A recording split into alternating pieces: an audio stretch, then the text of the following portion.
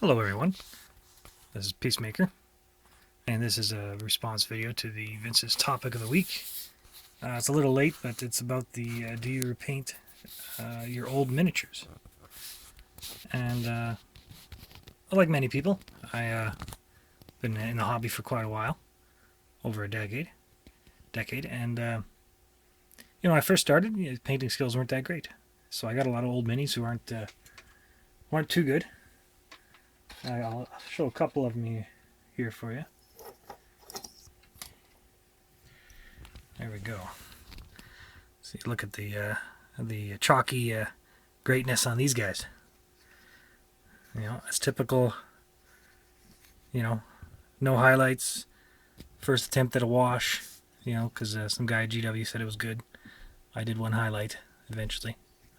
Thought that was, So, but then as the years go by, the painting skills increase.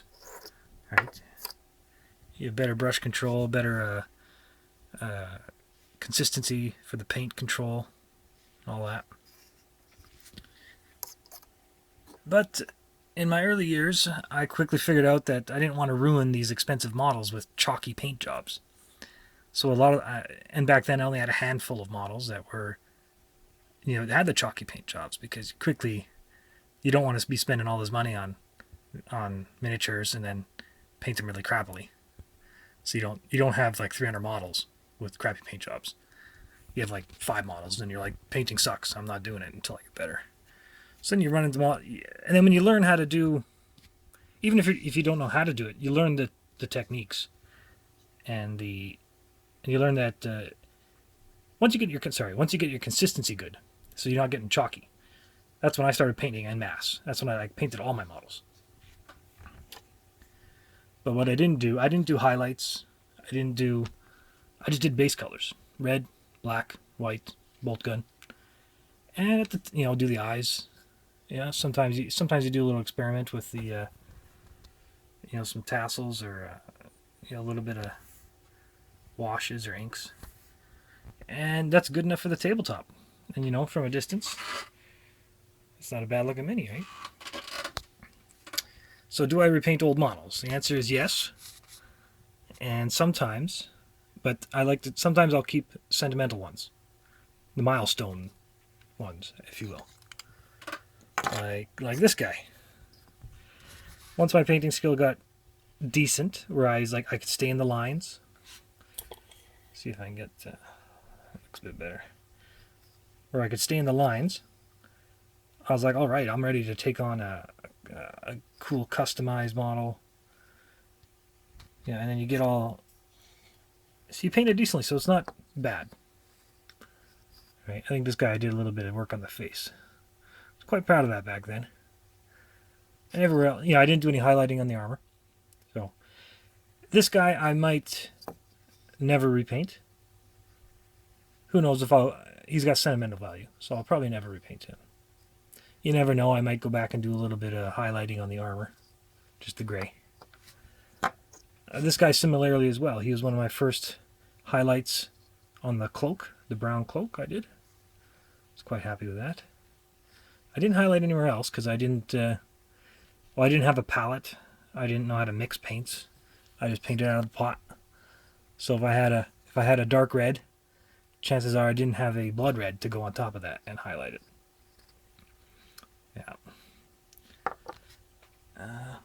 Whereas these 3 guys I showed earlier, they're not really sentimental. This guy. I mean, I put a little work into them. I'd probably repaint the army. I mean, it's nothing to repaint because my painting skills now say like this is base coats, right? This is how my model looks after 20 minutes of like when I take it out of the box and I'm painting this. 20 minutes later I got base colors, and then I work on highlighting. Right. If I did finish this guy, he's an out of print guy, I think. Can't get him. I think that model rarity comes into factor when you're deciding whether to repaint old minis. So I could see myself maybe stripping this guy and redoing him, or just sort of, since I just did the base colors, he would be fine. I'd do. This guy, obviously I'd do the whole army and do the highlights. Now, two guys I'm on the fence about are these guys. These two.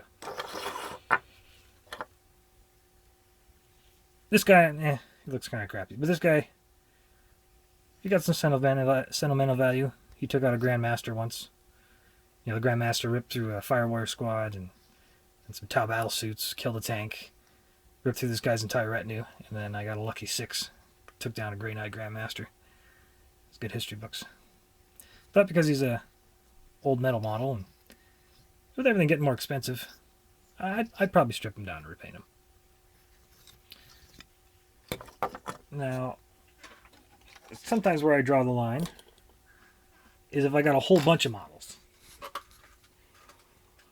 That's all my Tau. As you can see, I got like, 36 Firewires, and I got more that are unpainted plastic. Same with the Kroot. Lots of good old stuff. So I definitely strip those and repaint them. But I would keep a few for sentimental reasons, because let's organize this from when I first started. That was my paint. This guy was done. This was awesome. I brought this guy to Games Workshop, and I was like, oh wow. People were like, oh, your Tau are awesome, amazing. And then I figured, I learned how to dry brush. I learned about a technique called dry brushing. I was like, oh, this dry brushing is amazing. Look at this. Oh, look at all the dirt I can do on there. And I look back at this guy now, I'm like, oh god. And these plastic, the gray plastic areas, see here and here. That's a fun story to talk about. I didn't really do shave down mold lines ever. And so one time I watched a video or somebody pointed it out on my models. And I learned about mold lines. And then whenever I looked at a model, all I could see was mold lines. So I had to go back and just like shave down all the mold lines. Once you see it, you can't unsee it, kind of thing. Yeah. And this guy, I think this was a guy I repainted a long time ago, actually, because it was so clumpy with the paint. I was like, my first painting, I didn't use a brush, I used a toothpick. Because when I was a kid, I saw my brother paint a model car with toothpicks, because I didn't want to buy a brush. And it worked okay. If you do the paints thin enough, it works fine. But I didn't, and it was like it was pretty thick on there. So yeah, I would keep a sample of these guys compared to. I see no reason keeping like all 36, 300 total, like 150 models worth of crappy paint job. But definitely a few keepers to remind myself of the journey, the story. Like this guy, when I switched over to Imperial Guard, this guy, he was about, he was probably in the in-between parts, but after I painted these guys, learned how to dry brush and all that. I did some dry brushing on the armor, got a bit better. And I did my first camo. Put a cape on this guy, it was a cool conversion. He was my sergeant forever. Right. This guy I probably wouldn't repaint. I'd go back, I'd probably redo the, or actually just paint the sword, because I never got around to it. I think his original sword broke off. And then I bought a kit where it had a cool arm power weapon on there. Or no, what was it? Yeah. This guy did so good in battles. He was just a sergeant, lowly sergeant with a pistol, and he had a las pistol at first, and just a chainsword. And he killed so many guys. And I gave him bionics way back, and that was back when if your guy dies, he tips over. You roll a 6, he gets back up on like the next turn. And there was one game, I was rolling 6s like a mofo. He got up like 4 times. He killed like half a dozen. He killed like a dozen orcs, and the orcs would run away. There's a move on, and he'd get back up and just crush them. Back then, I did the take off when you upgrade your sergeants, you can give them weapons. So I took off, gave him like a cool looking bolt pistol. Kind of went for more just a generic sci-fi, so it could be anything. Cause I was getting tired of ripping weapons off and re-gluing, because it really wear and tears on the model. And then the chainsword broke off because I glued it on, and I got this in another kit, and I thought it was cool. And I think a book was released where a new update where you could give the guys power weapons. So I did that. That's kind of neat. Here's another model. I want to talk about rarity. It's a decent paint job. Whatever. I would repaint this guy because it's just base colors.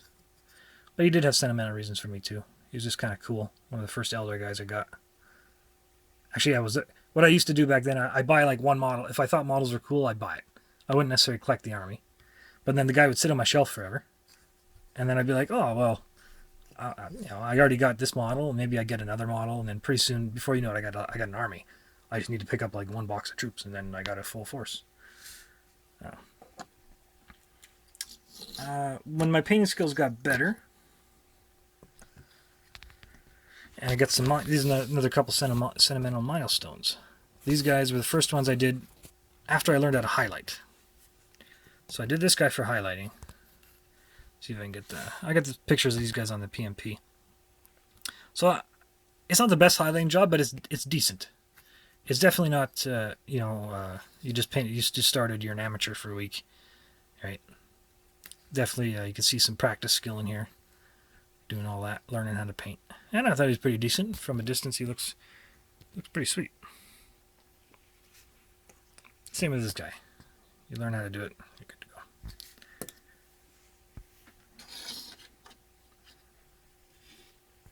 Oh, and I want to see some progression.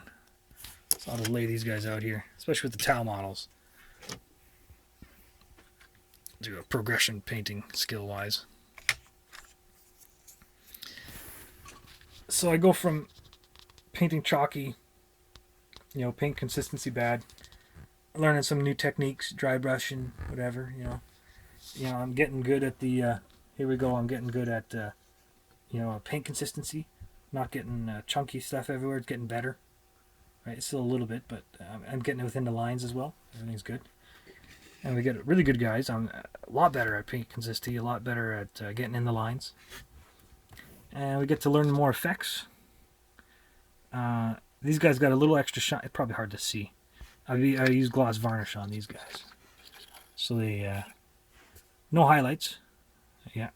But definitely getting some coolness. Because I remember I was trying to do black, but I'm like, well, you only have so many variations of black. There's like 2. Black and dark gray. And if you don't know how to highlight it, you're like, well, what about the armor plates? I want the armor plates, and then I want the underpaint, the under parts that aren't armor to not shine. So you put gloss on top, and it's pretty cool. And then I got these guys. That's hard to see. Kutoks. But I did, still not highlighting. I just put like an ink usually, like a heavy ink, hit the recesses. And then after this, I went to highlighting.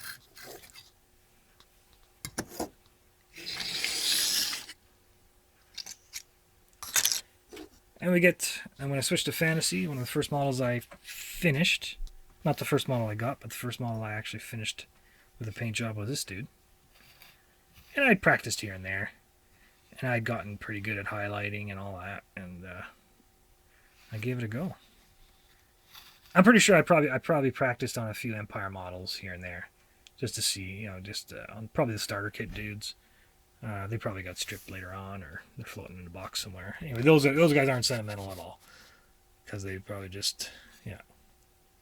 This one, it's only got most of the highlights are just, it's between 2 highlights and 3 highlights. So like on the gloves you can see we got some dark blue, lighter blue, and then the lightest. For the armor, I just mixed up some stuff.